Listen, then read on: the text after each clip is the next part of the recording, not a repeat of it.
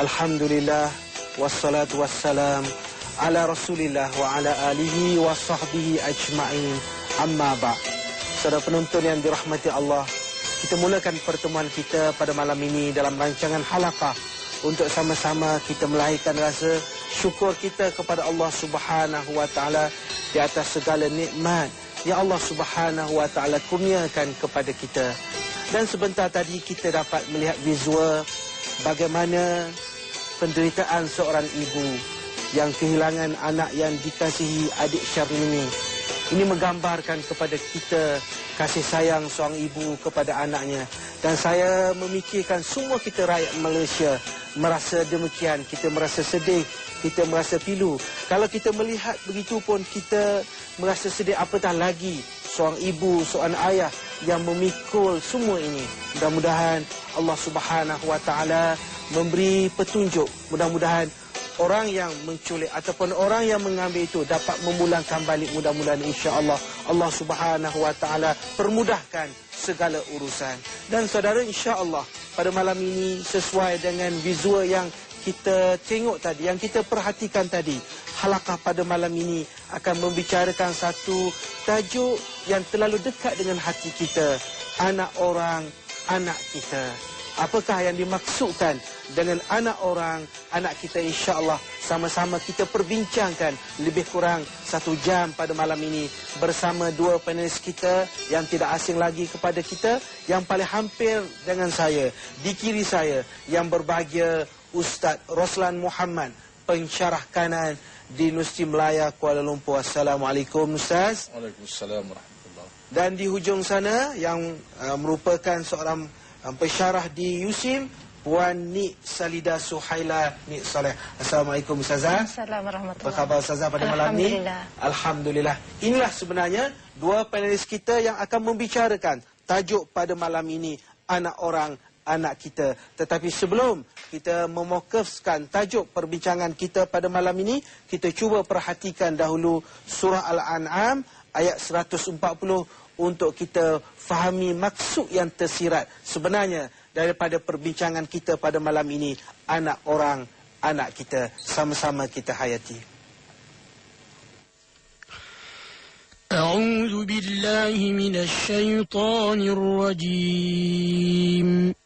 Bismillahirrahmanirrahim. قد خسر الذين قتلوا أولادهم سفها بغير علم وحرموا ما رزقهم الله افتراء على الله قد ضلوا وما كانوا مهتدين. Sadaqallahul azim.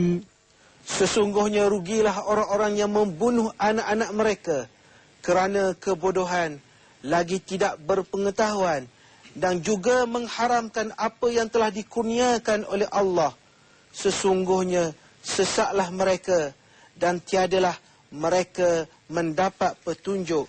Surah Al-An'am ayat 140. Inilah ayat yang akan kita bicarakan pada malam ini, yang seperti yang saya katakan tadi, ada kaitan dengan kes yang berlaku di hadapan mata kita, kes yang terpampar, yang kita lihat di mana-mana. Inilah gambar yang sedang kita cari.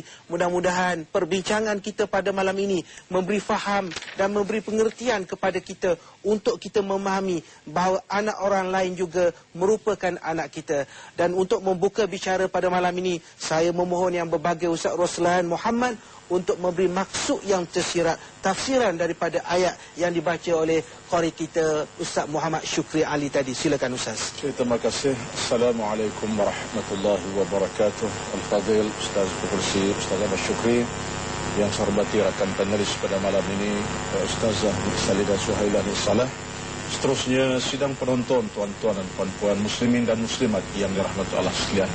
Pertama sekali saya mengambil kesempatan mengucapkan kepada keluarga, terutama bapa adik Syarlini yang masih belum diketemui sekarang ini, moga-moga mereka banyak bersabar, terus bersabar, banyak berdampingan dengan Allah Subhanahu wa taala, banyak berdoa merintih yakinlah Allah itu maha mengetahui. Allah tidak akan zalimi kecuali orang yang nak menzalimi sendiri. InsyaAllah ada di sana kebaikannya. Balik pada ayat dibacakan oleh mari kita kejap tadi. Dalam maksud ayat yang cukup indah. Ayatnya Allah sebut tentang bagaimana satu ciri, sifat buruk, keji yang ada kepada segolongan manusia yang zalim, yang jahat, yang jahil, yang bersifat-sifat dengan nilai-nilai keburukan, tidak ada lagi peri kemanusiaan. Allah gambarkan itu dalam konteks berlakunya kejadian kepada kaum Rabi'ah, kaum Mudar dan orang Arab di zaman jahiliyah. Mengikut Al-Imam Az-Zamakhsyari dalam kitab Al-Kashaf, ayat ini sememangnya dijelaskan dalam konteks untuk menghukum mereka ini yang telah melakukan kezaliman. Antara kezaliman mereka ialah mereka telah melakukan penganiayaan terhadap anak-anak perempuan yang mereka lahirkan pada masa itu. Dan mereka bukan sekadar membunuh, bahkan mereka tanam hidup-hidup di atas dua sebab.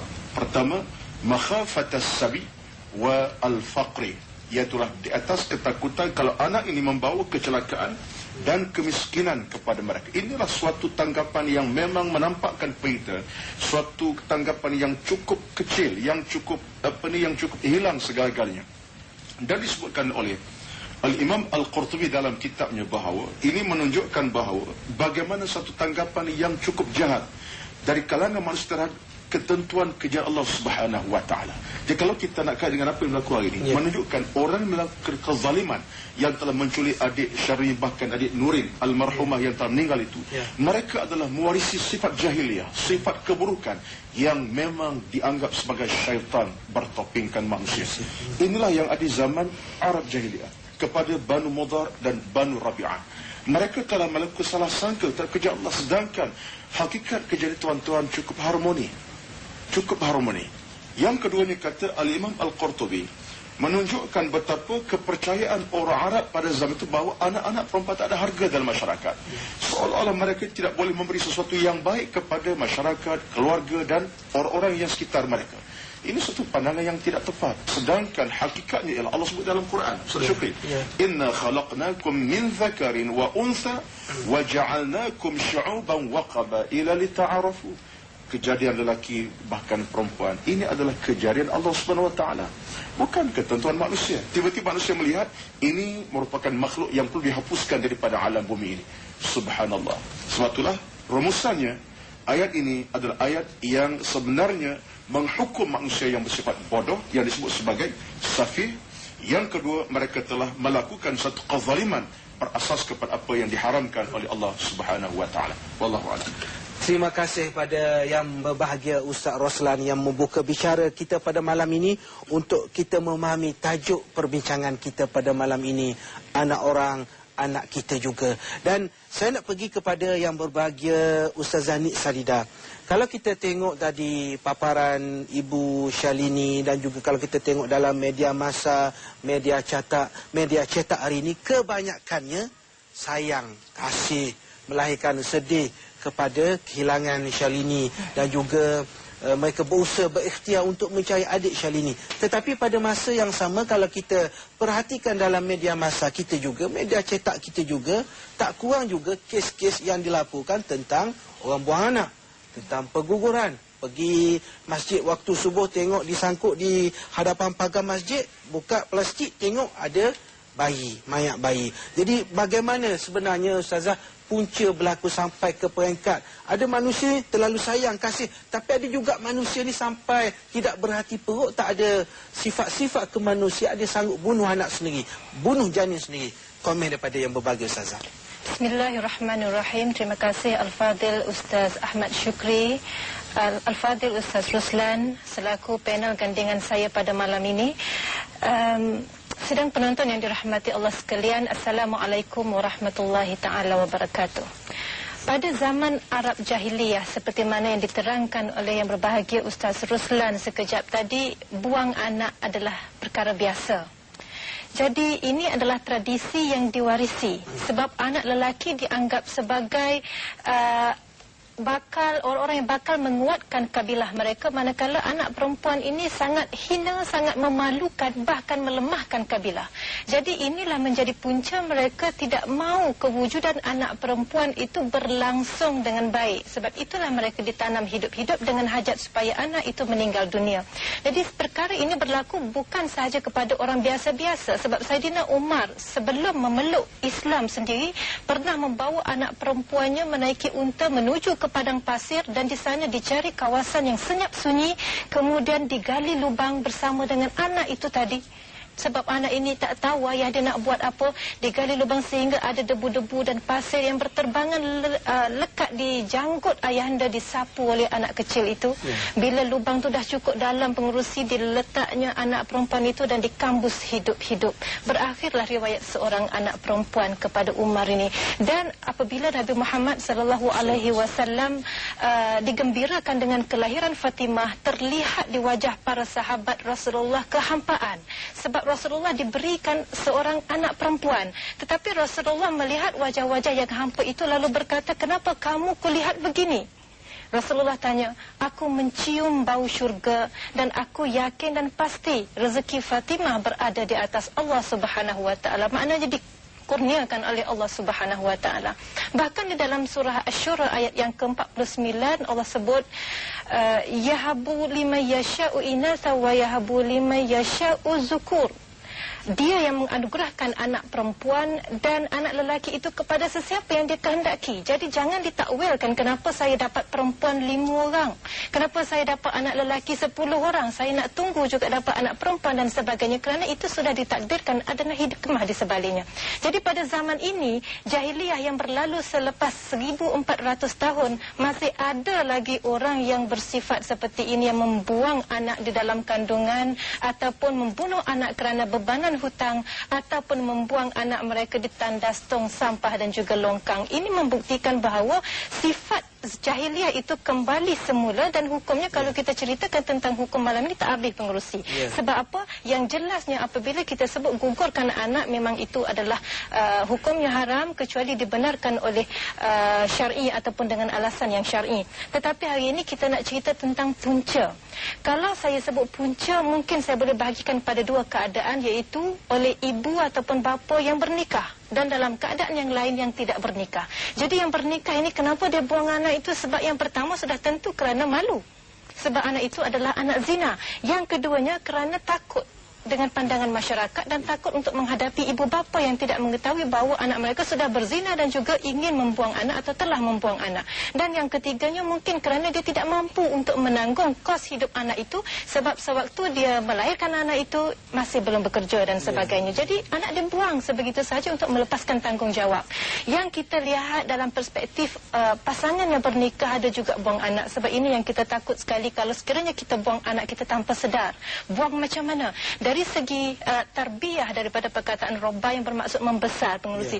Kalau kita tarbiyah anak, maknanya kita membentuk jasmaninya, aklinya, rohaninya, perasaannya dan sosialnya, supaya dia akan muncul menjadi individu yang bermakna, yang memberi manfaat kepada masyarakat dan juga berilmu. Jadi kalaulah kita jaga anak, tetapi dalam masa yang sama kita tidak membina apa yang saya sebutkan tadi, jasmaninya, aklinya, rohaninya, perasaannya dan juga sosialnya, maka kita takut-takut kita pun dikatakan buang anak tanpa kita sedar. Jadi itulah, kalau sekiranya tidak ada anak yang dibuang tanpa sedar ini, saya rasa tidak ada orang yang akan mengambil hak orang lain sebegitu mudah seperti mana yang diambil daripada ibu bapa Syarlini itu tadi yang dibincangkan oleh pengerusi. Jadi dalam kesempatan ini juga kita ingin mengingatkan kepada sesiapa saja yang berada di luar sana bahawa pengguguran dan pembuangan anak pada masa kini bukan lagi satu budaya, dan kita tidak akan jadikan ia budaya dalam masyarakat kita. Wallahualam.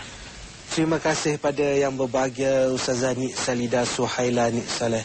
Memanglah kita kata anak merupakan sebagai suatu rezeki yang Allah Subhanahu Wa Taala kurniakan, dan bila lahir seorang anak sudah tentu ada rezekinya. Dan bagi yang sudah terlanjur umpamanya, bukanlah dia boleh mengubat ataupun mengubah keadaan itu. Dah mendapat zuriat, mendapat anak, harus dijaga sebaik mungkin.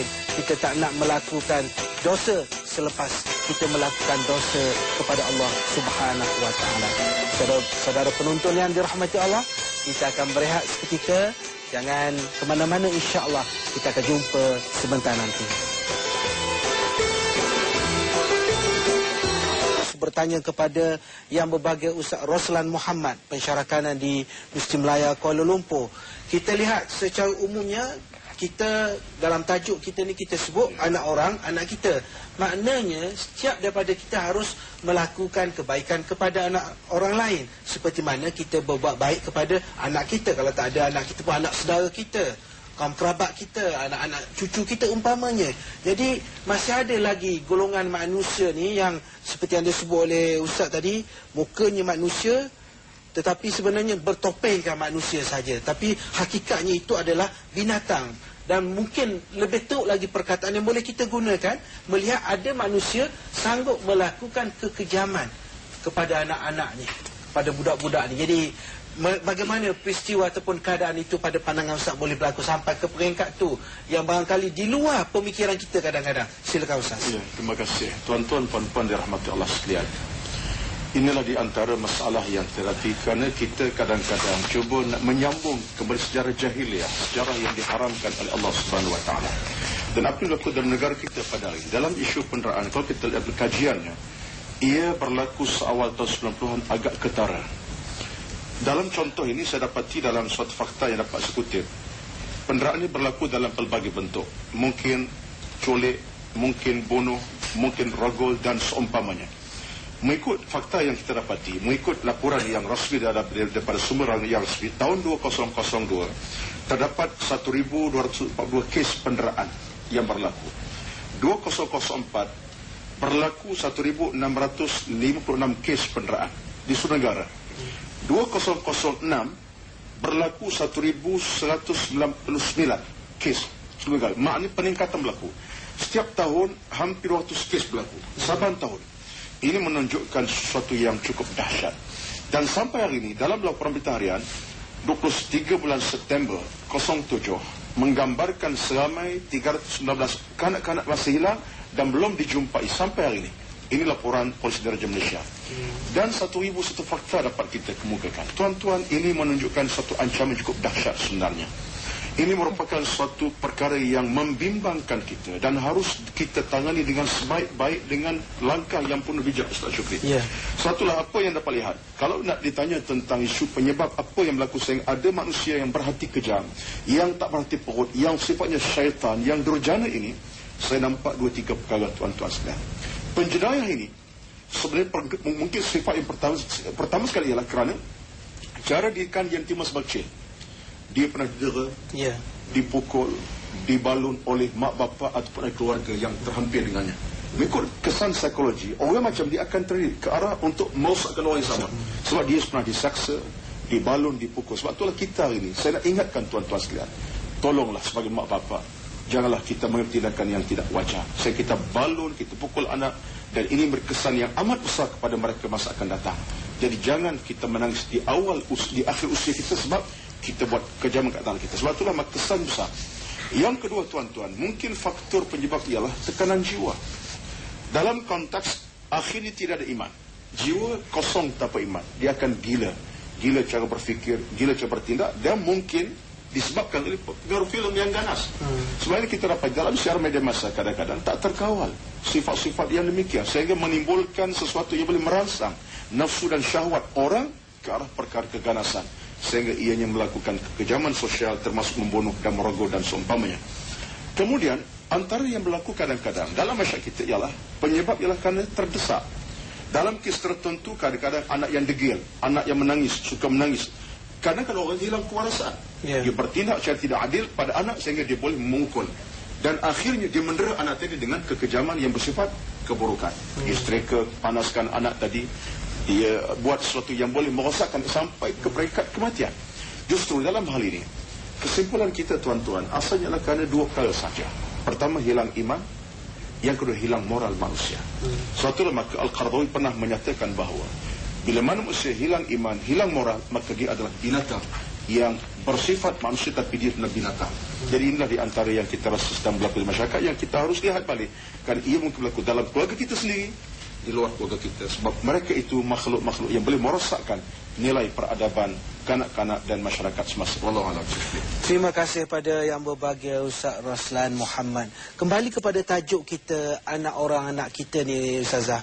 Kita dapat perhatikan kalau dalam masyarakat kita hari ini, di mana-mana pun kita akan melihat poster di mana Syalini ini memberi satu gambaran yang cukup baik. Banyak sekali pihak, NGO dan sebagainya turun padang untuk mencari, ataupun pada masa yang sama sebenarnya menunjukkan bahawa mereka ingin bersama dan melahirkan rasa risau, rasa bimbang, rasa sedih, rasa simpati. Tetapi selain daripada itu Ustazah, apa sebenarnya cara yang terbaik untuk kita tanamkan dalam diri kita, dalam masyarakat kita, bahawa hakikatnya selain daripada kita ada anak, dan itu anak kita, sebenarnya pada masa yang lain juga anak orang itu juga adalah anak kita yang perlu kita beri perhatian. Mohon pandangan Ustazah dalam hal ini.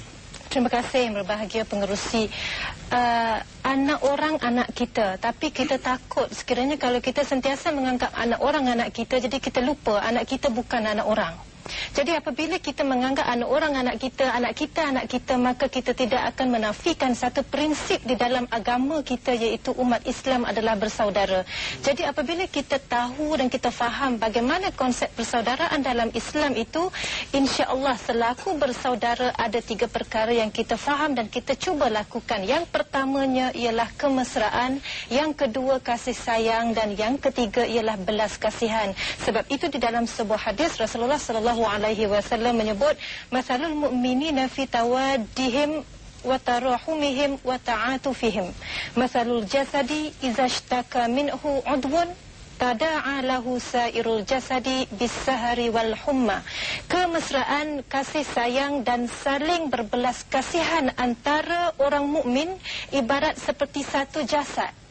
Apabila satu anggota mengadu sakit, maka seluruh jasad akan turut berjaga malam, akan turut merasa panas dan akan turut merasa gusar. Jadi inilah yang sebenarnya berlaku pada kita hari ini. Apabila Syarlini hilang, maka semua orang sedang mencari, tetapi terfikir juga kita kenapa sebelum hilang itu tidak ada pun yang prihatin.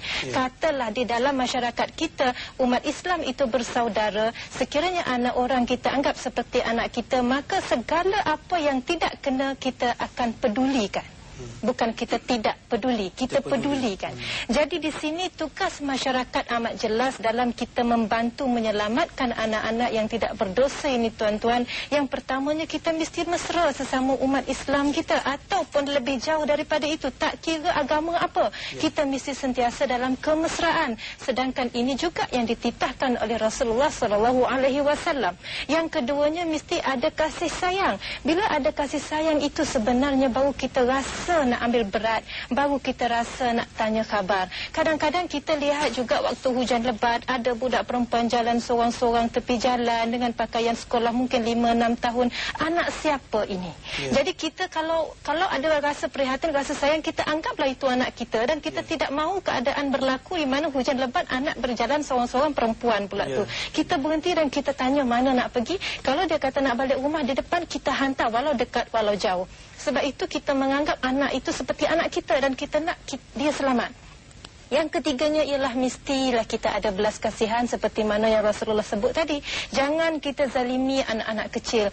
Kalaulah sekiranya kita ini ada di dalam masyarakat, kita adalah salah seorang ahli masyarakat, maka sekiranya ada bersama dengan kita anak-anak kecil, kita kasihanilah mereka, belaslah mereka, seperti mereka ini sangat mengharapkan perlindungan daripada setiap orang dewasa. Jadi insya-Allah apa saja yang berlaku selepas ini saya kira cukup untuk membuatkan kita sedar kepentingan kita menganggap umat Islam ataupun sesiapa sahaja yang bersama kita di dalam masyarakat sebagai bersaudara. Tapi satu lagi pengerusi, macam mana kita nak bantu dengan apa orang kata amal amalan yang kita boleh lakukan setiap hari. Jadi saya rasakan kita yang pertama, selain daripada kita rasa kita berkasih sayang, kita belas kasihan dan juga kita ada kemesraan, kita mesti mengasihi saudara seperti diri kita sendiri. Sebab itu Rasulullah kata la yu'minu ahadukum hatta yuhibba li akhihi ma yuhibbu li nafsihi, iaitu tidak sempurna iman seseorang itu sehingga dia mengasihi saudaranya seperti mengasihi dirinya sendiri. Bagaimana dia sayang, bagaimana dia tidak mahu dirinya cedera, bagaimana dia tidak mahu dirinya dihampa atau diderhaka, maka itulah yang dia akan lakukan pada saudaranya. Sebab hati itu bertaut kerana saudara. InsyaAllah apa saja yang berlaku selepas ini ada kalanya dapat kita atasi dengan redha dan berkat, insyaAllah. Terima kasih Ustazah. Kunci katanya ialah kasih sayang yang harus ada kepada kita, sama ada ianya adalah anak kita ataupun anak orang lain. Dan itulah yang disebut oleh Rasulullah sallallahu alaihi wasallam, irhamu man fil ardi yarhamkum man fis sama. Hendaklah kamu menyayangi sesiapa sahaja di bumi ini, maka pihak langit akan kasih, akan sayang, akan cinta kepada kamu. Saudara penonton yang budiman yang dikasihi sekalian, insya-Allah halaqah akan berehan halaqah yang disiarkan secara langsung dari Studio C Sri Pentas, Bandar Utama. Tajuk perbincangan kita seperti yang saya war-warkan tadi, anak orang, anak kita, bersama dua penulis kita pada malam ini yang berbahagia Ustaz Roslan Muhammad, pensyarah kanan di Universiti Melaya Kuala Lumpur, dan yang berbahagia Puan Nik Salida Suhaila Nik Saleh, pensyarah kanan di USIM ataupun Universiti Sains Islam Malaysia.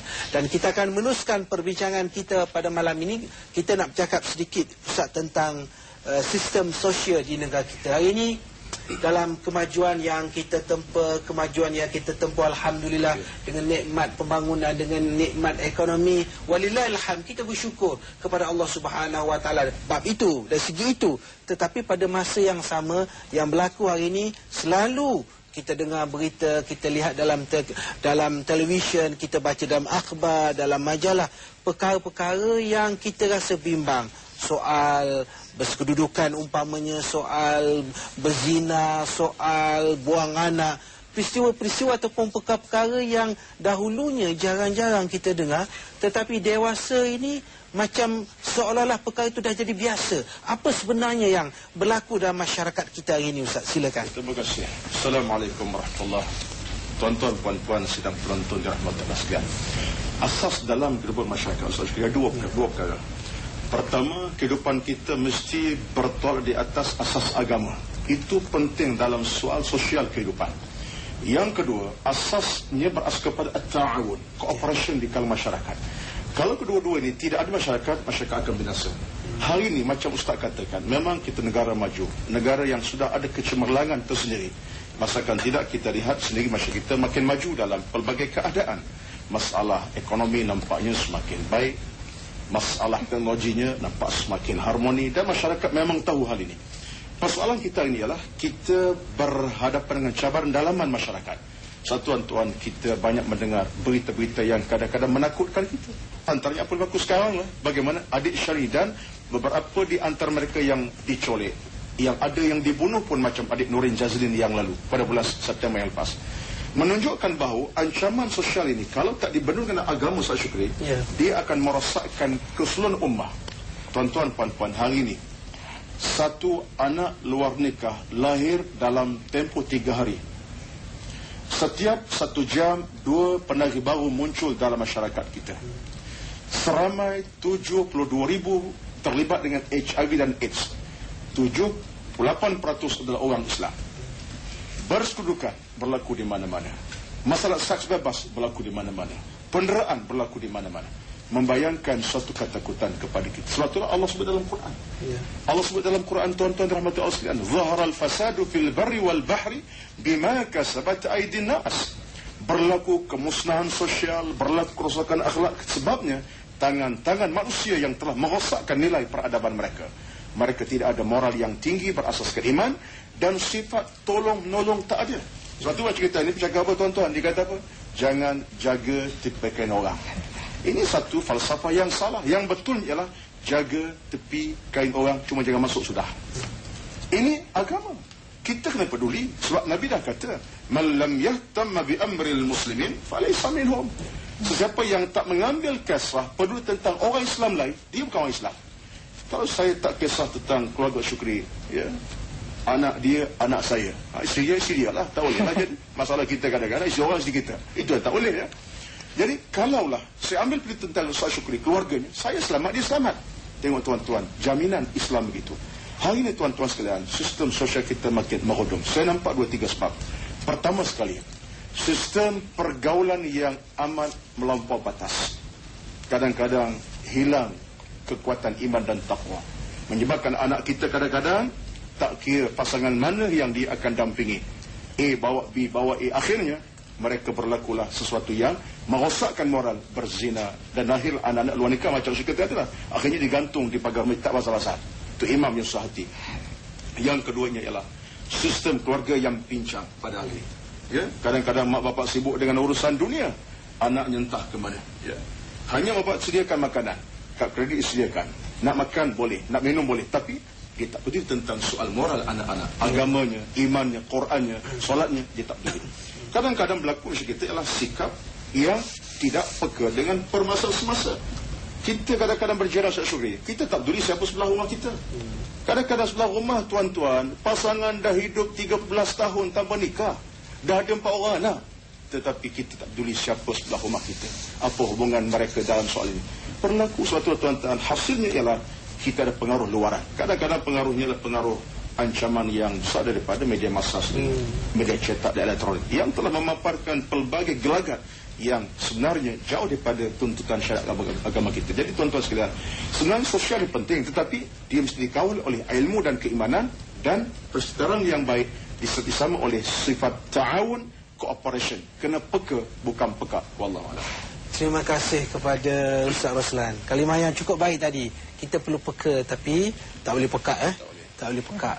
Jadi kita tak boleh memekakkan apa sahaja kritikan orang, teguran orang, nasihat orang, tetapi kita perlu peka dengan segala-galanya. Saya nak pergi kepada yang berbahagia Ustazah Nik Salidah. Kalau kita tengok sistem sosial tadi dah kita nampak agak jauh dengan apa, data anak luar nikah yang semakin ramai, orang gugurkan anak sampai setengah.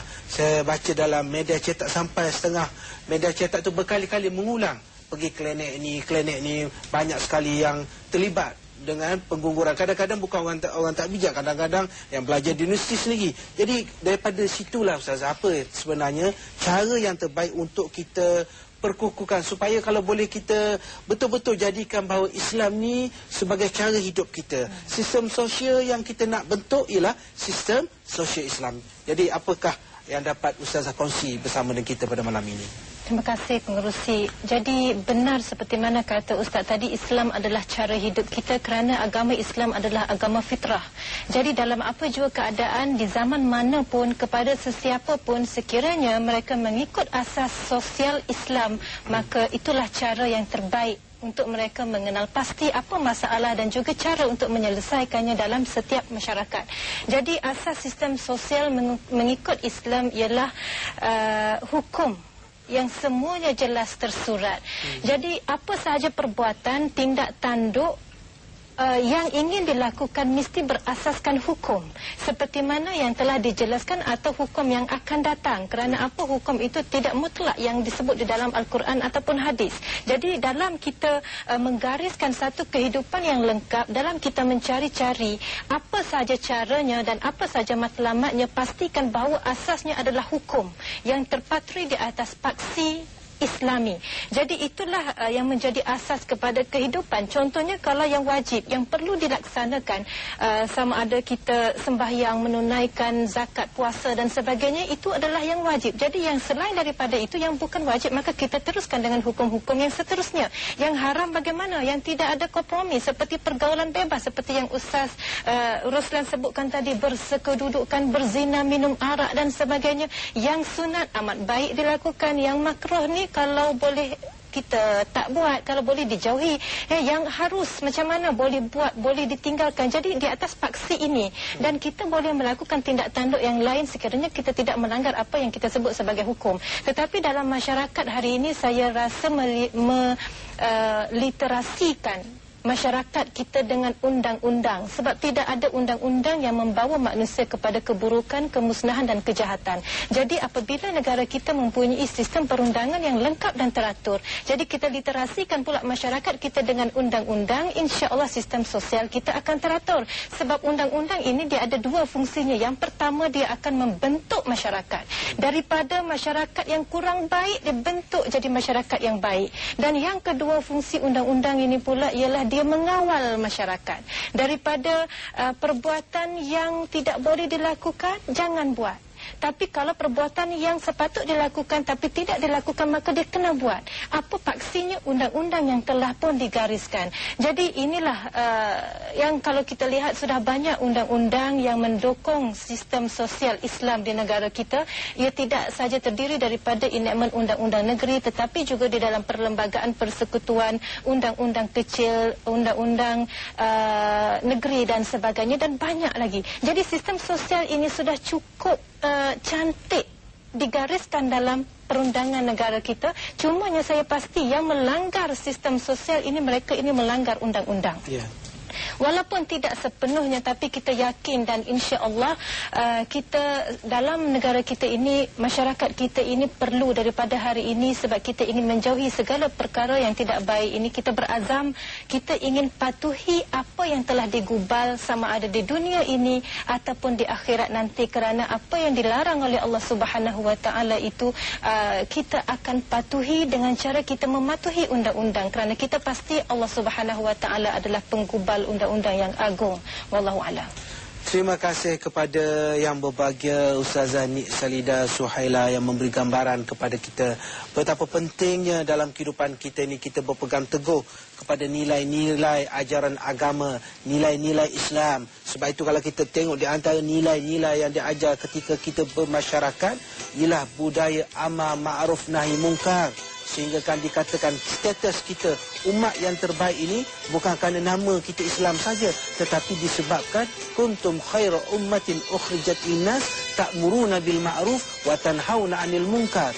Kamu merupakan umat yang terbaik yang dilahirkan oleh Allah Subhanahu wa taala, sebabnya ialah kamu menyuruh perkara-perkara yang baik dan pada masa yang sama kamu mencegah perkara yang mungkar. Dan yang ketiganya, wa tu'minuna billah, kamu beriman kepada Allah Subhanahu wa taala. Saudara penonton yang dirahmati Allah, sekali lagi kita akan, sebenarnya bila kita bercakap tentang anak orang, anak kita bercakap keperluan kita mengasihi, menyayangi anak orang lain seperti mana kita kasih kepada anak kita. Kita menghargai anak orang sebagaimana kita menghargai diri kita. Rupa-rupanya dalam ketika kita membicarakan tajuk ini, kita sudah berada di penghujung pertemuan kita pada malam ini. Begitu singkat waktu yang kita rasakan apabila kita berdiskusi, kita berbicara tajuk malam ini, anak orang, anak kita. Untuk itu saya beri sedikit ruang masa kepada panelis kita yang pertama. Saya persilakan yang berbahagia Ustaz Roslan Muhammad. Okey, terima kasih. Assalamualaikum warahmatullahi wabarakatuh. Tuan-tuan dan puan-puan dirahmati Allah sekalian. Pertama-tama kita harus ingat bahawa kita adalah sebahagian di kalangan manusia yang wajar menjadi penyelamat pada orang lain. Ini sifat insan muslim yang mukmin kepada Allah Subhanahu wa taala. Dalam maksud kita jangan jadi makhluk perosak yang boleh merosak moral orang, merosak kehidupan orang lain. Sebab itulah penjenayah dalam Islam tidak maaf bagimu. Dalam Islam, Islam menganjurkan kita supaya ada sifat keprihatinan yang tinggi. Al-insan madaniyun bitab'i, kata Ibn Khaldun. Manusia ini secara tabi'i dia ada suatu sifat harmoni dalam hati. Satu kita tidak faham kalau ada segelintir di kalangan masyarakat kita mereka yang berhati kejam, yang tidak berperi kemanusiaan, yang suka merosakkan orang lain. Subhanallah. Allah gambarkan di dalam Al-Quranul Karim. Mereka itu siapa dia? Lahum qulubun la yafqahuna biha, wa lahum a'yunun la yubsiruna biha, wa lahum adhanun la yasma'una biha, ulaika kal an'am. Allah berikan hati yang buta. Allah berikan mata yang telah ditutup penglihatannya. Allah berikan telinga-telinga yang ditulikan pendengarannya. Mereka ini, kata Allah, adalah binatang-binatang. Jadi kita kena jadi makhluk yang sebenarnya menjadi penyelamat kepada manusia. Yang kedua, tuan-tuan dirahmati Allah sekalian, sifat kepekaan mesti ada dalam kehidupan kita. Jangan peka dengan pergaulan semasa. Macam disebutkan panel yang kedua tadi, makna kita mesti ada cooperation. Dalam Islam ni kita mesti ada semangat nak bertolong bantu bersama dengan orang lain. Anggap orang itu macam kita. Sebab tu Islam haramkan dendam dengki. Sifat dendam yang Islam haramkan sama sekali. Sebab Islam nak supaya kita ini semangatnya wa ta'awanu 'alal birri wat taqwa. Bertolong bantu dalam perkara kebaikan. Wala ta'awanu 'alal itsmi wal 'adwan, dan jangan bertolong bantu dalam perkara pemusuhan dan perkara dosa. Tuan-tuan dirahmati Allah sekalian, insya-Allah manusia selamat bila mana kita selamat, negara selamat bila mana manusia dan negara itu selamat. Wallahu a'lam. Terima kasih pada yang berbahagia Ustaz Roslan Muhammad. Satu, kita kata penutup yang cukup baik daripada yang berbahagia Ustaz Roslan. Kita mohon kepada yang berbahagia Ustazah Nik Salidah sesuatu di penghujung pertemuan kita pada malam ini, silakan. Saya rasa cukup-cukuplah pengerusi. Umat Islam hari ini sudah pun sangat tertekan dengan apa yang berlaku dengan akhlak di sekeliling kita, yang sebenarnya kalau kita nak sebut masyarakat kita tidak bermoral pun salah. Kalau kita nak kata tidak berakhlak pun kita segan dengan diri sendiri. Jadi kita harus mengambil iktibar di atas apa sahaja yang berlaku kepada ibu bapa yang berada di mana-mana sahaja. Maknanya tanggungjawab yang utama apabila mereka dianugerahkan cahaya mata ialah tarbiyah. Jadi macam mana nak mentarbiah anak itu, bukan sekadar mereka dikandung dengan sempurna dan mereka dilahirkan dengan sihat walafiat, tetapi lebih jauh daripada itu. Jadi kepada ibu yang mengharapkan sesuatu yang baik kepada anak-anak mereka, sentiasalah berdoa, kerana doa ibu ni mustajab. Tidak ada doa ibu yang tidak dikabulkan, insya-Allah. Qul hal rabbi habli min ladunka dzurriyyatan thayyibatan innaka sami'ud du'a. Berdoalah sepanjang masa, kerana setiap butir kata yang keluar daripada mulut ibu ini kepada anak mereka, insya-Allah penuh dengan kasihan, penuh dengan rahmat daripada Allah Subhanahu wa taala. Kalau boleh anak-anak kita yang ada pada malam ini yang menonton halakah ini boleh mohon pada ibu, doakanlah keselamatan saya sepanjang masa, sebab saya tidak mahu menjadi seperti anak-anak orang lain yang telah hilang. Jadi kita lihat, kalaulah orang yang bersama dengan Syarlini menonton halakah pada malam ini, pengerusi ingin saya katakan, pulangkanlah anak, kerana ibu bapa mereka sedang menanti. Sebab sesiapa yang berusaha untuk menunaikan hajat saudaranya, sesungguhnya Allah akan menunaikan hajatnya juga. Dan sesiapa yang melepaskan satu kesusahan yang menimpa seseorang, insya-Allah Allah akan melepaskannya daripada kesusahan di hari kiamat. Jadi ambillah iktibar daripada apa yang diseru oleh Rasulullah SAW, kerana anggaplah apa yang berlaku ini sebagai peluang untuk mereka meneruskan taubat. Jadi hari ini saya juga ingin katakan, jangan pula kita buang anak kita tanpa sedar. Wallahu a'lam. Terima kasih kepada yang berbahagia Puan Nik Salidah Suhaila Nik Saleh. Apa yang dapat kita fahami daripada yang disebut oleh dua panelis kita tadi, daripada tajuk kita anak orang anak kita, ialah kita mesti prihatin juga kepada anak orang lain. Sebagaimana kita menyayangi anak kita, kita menyayangi anak orang lain. Kalau kita tak nak sesuatu yang bahaya berlaku kepada anak kita, biarlah perasaan itu juga berlaku dalam hati kita. Kita tak nak sesuatu yang buruk berlaku kepada anak orang lain. Kalau kita tak nak anak kita berada dalam bahaya, kita juga kena rasakan supaya anak orang lain juga tidak berada dalam keadaan bahaya. Dan begitu juga bila kita lihat paparan seperti ini, di mana Syarlini seperti ini, gambaran yang kita lihat di merata-rata tempat dalam masyarakat kita. Kita mengharapkan semoga Allah Subhanahu wa taala mempermudahkan urusan. Dan kepada ibu bapa Syarlini, satu perkataan yang boleh kita sebutkan dalam pertemuan halakah ialah banyakkan betul-betul bersabar kepada Allah Subhanahu wa taala, berdoa kepada Allah Subhanahu wa taala. Dan kita sebagai masyarakat Islam ini yang kita menyatakan kita simpati, kita bertanya kepada diri kita, berapa kali kita berdoa kepada Allah Subhanahu wa taala, berapa kali kita sembahyang hajat supaya supaya adik Syarlini ini dapat pulang bertemu dengan ibu yang sangat dikasihi, dengan bapa yang sangat dikasihi. Mudah-mudahan insya-Allah Allah Subhanahu wa taala akan memberi kemudahan kepada keluarga Syarlini. Dan di hujung pertemuan kita pada malam ini, saya ingin merakamkan ucapan jazakumullah khairal jaza kepada dua panelis kita yang tidak jemu-jemu bersama dengan kita. Yang berbahagia Ustaz Roslan Muhammad, pensyarah kanan di Universiti Melaya Kuala Lumpur, dan yang berbahagia Puan Nik Salida Suhaila Nik Saleh, pensyarah kanan di USIM, yang sentiasa bersama dengan kita. Mudah-mudahan Allah Subhanahu wa taala memberi kekuatan kepada masyarakat Islam di Malaysia untuk menghayati Islam di dalam kehidupan, dan pada masa yang sama meletakkan bahawa anak orang adalah anak kita. Kita merasa kita bertanggungjawab kepada semua orang, dan kita melahirkan rasa kasih dan rasa sayang kita kepada anak-anak orang lain dan juga anak-anak kita sendiri.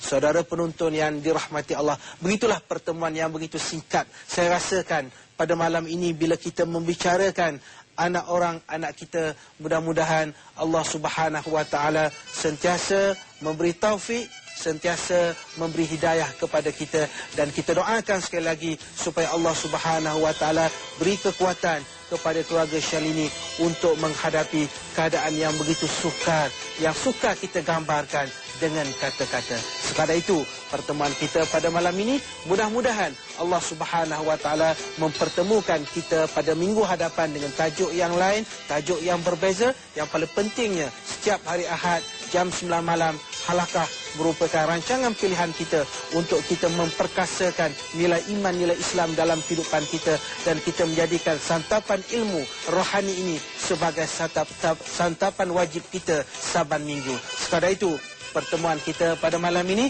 Aku lupa lihada wa astaghfirullahalazim wa li wa lakum. Wassalamualaikum warahmatullahi wabarakatuh.